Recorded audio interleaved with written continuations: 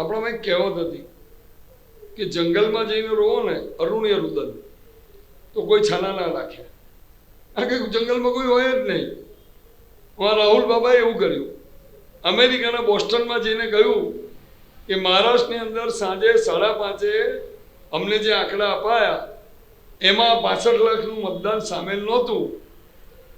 2 જ કલાકની અંદર 65 લાખ મત પડી ગયા. આવું કઈ રીતે પોસિબલ છે? કારણ કે એક મત નાખવા માટે 3 મિનિટનો સમય લાગે.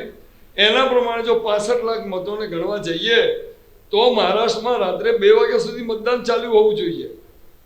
આમ ખરેખર જોવા જાઓ તો વાસ્તવિક રીતે 65 લાખ મત આટલા સમયમાં 2 કલાકમાં પડી શકે નહીં.